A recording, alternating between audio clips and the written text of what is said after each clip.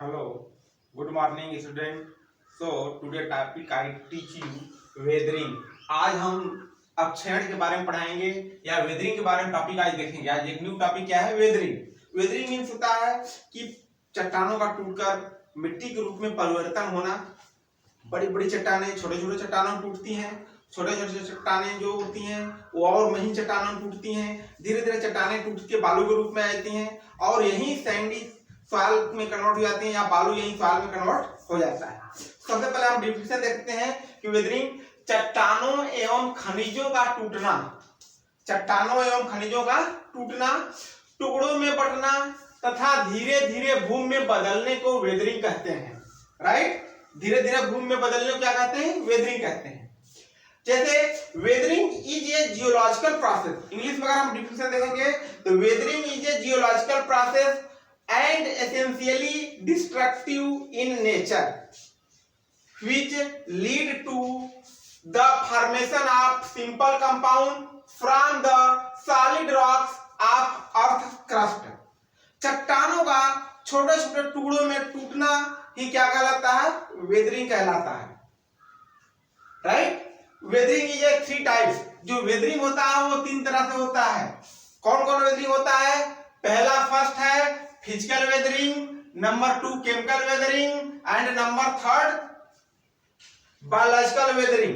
यही 3 तरह के वेदरिंग होते हैं। 3 types of weathering, physical weathering, chemical weathering and biological weathering. Right, first हम देखते हैं फिजिकल वेदरिंग या भौतिक अपक्षरण किसे कहते हैं। चट्टानों का टूटकर छोटे छोटे टुकड़ों में बढ़ जाना ही भौतिक अपक्षरण या फिजिकल वेदरिंग कहलाता है। चट्टानें, बड़ी चट्टानें छोटे चट्टानों टूटेंगे, वो छोटी चट्टानें टुकड़ों में टूटेंगे, टुकड़े बालू में परिवर्तन होंगे, धीरे धीरे धीरे धीरे ये सॉइल में कन्वर्ट हो जाते हैं। इस तरह को कहते हैं भौतिक अपक्षरण या भौतिक या फिजिकल वेदरिंग कहते हैं। इसमें कौन कौन से फैक्टर कार्य करते हैं फिजिकल वेदरिंग में, जरा हम फैक्टर पर ध्यान देते हैं। देखिए फैक्टर्स जो होते हैं, कौन कौन से फैक्टर्स पे काम करते हैं। तो पहला टेम्परेचर काम करता है। फर्स्ट टाइम क्या, तापक्रम, टेम्परेचर। टेम्परेचर जैसे कभी आप देखते हो गर्मी के सीजन में टेम्परेचर 45-46 चला जाता है टेम्परेचर, और फिर वही जो टेम्परेचर डाउन होता है धीरे धीरे तो चट्टानें सिकुड़ने लगती हैं। टेम्परेचर बढ़ने से चट्टानें फैलने लगती हैं, जबकि टेम्परेचर डाउन होगा तो लो होगा तो चट्टानें सिकुड़ने लगती हैं, और इसी तरह फैलने और सिकुड़ने के बीच में उनमें दरार पड़ जाती है और चट्टानें टूटकर अलग हो जाती है। तो उसके द्वारा जो वेदरिंग होती है वो टेम्परेचर के द्वारा वेदरिंग होती है। नंबर 2 एयर, हवा के दबाव से बहुत तेज आंधियां चलती हैं, बहुत तेज हवाएं बहती हैं, कभी कभी किसी के बीच में सुराख में हवाएं भर जाती हैं और हवाओं का प्रेशर इस तरह पड़ता है कि चट्टानें फटकर 2 खंडों में बढ़ जाती हैं। उसमें एयर का सबसे ज्यादा रोल योगदान होता है। राइट, नंबर 3 है वाटर, पानी के बहाव की वजह से आप देखते होंगे पानी का बहाव से कितने हजारों टन के टुकड़े बहते चले आते हैं, छोटे छोटे टुकड़ों में बदलते जाते हैं, वो छोटे टुकड़े बालू में बदल जाते हैं, धीरे धीरे बालू सॉइल में कन्वर्ट हो जाती है। तो पानी का बहाव के द्वारा सबसे ज्यादा वेदरिंग बंद होता है। तीसरा है आइस, बर्फ का बन जाना। जब कभी टेम्परेचर डाउन होता है, माइनस में होता है, तो चट्टानों के बीच में जो पानी रहता है वो सॉलिड के रूप में जम जाएगा, बर्फ के रूप में जम जाएगा और चट्टानों में दरार ज्यादा पड़ जाती है, जिसे चट्टानें आपस में टूटकर क्या करती हैं, बिखर जाती हैं।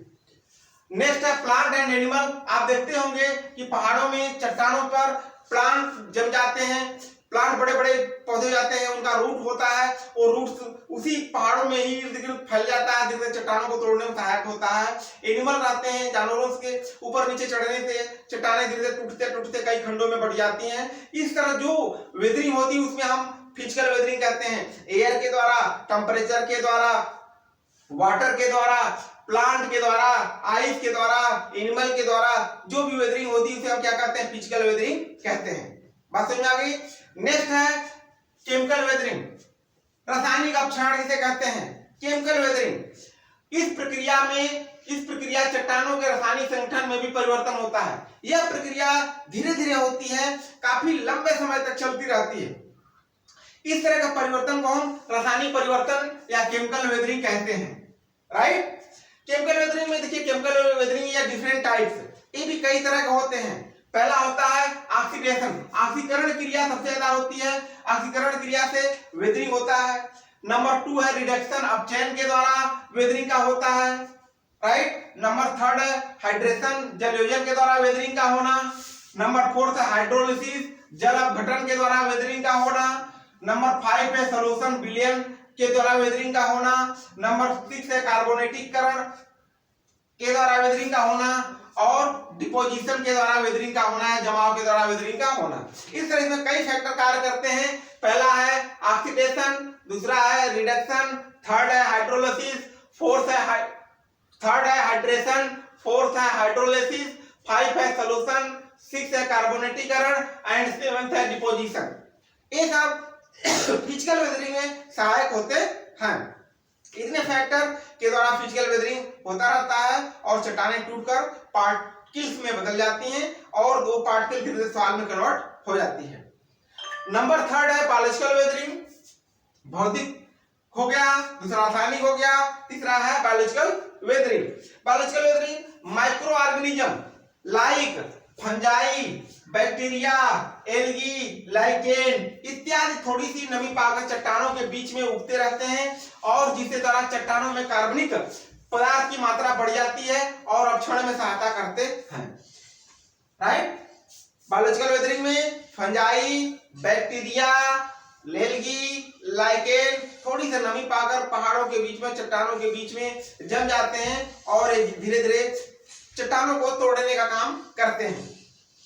इस तरह बच्चों वेदरिंग की चट्टानों का टूटकर छोटे छोटे टुकड़ों में बदल जाना, वो छोटे छोटे टुकड़े भूमि में बदल जाते हैं या वो महीन पार्टिकल बालू में बदल जाता है, बालू सॉइल में कन्वर्ट हो जाता है। इसी को हम क्या कहते हैं? वेदरिंग कहते हैं। चट्टानों एवं खनिजों का टूटना, टुकड़ों में बंटना, धीरे धीरे भूमि में बदलने की प्रक्रिया को हम वेदरिंग कहते हैं। वेदरिंग है 3 टाइप। फर्स्ट है फिजिकल वेदरिंग, नंबर 2 है केमिकल वेदरिंग एंड नंबर 3 है biological weathering. Right. So my channel is like, subscribe and share. Thank you.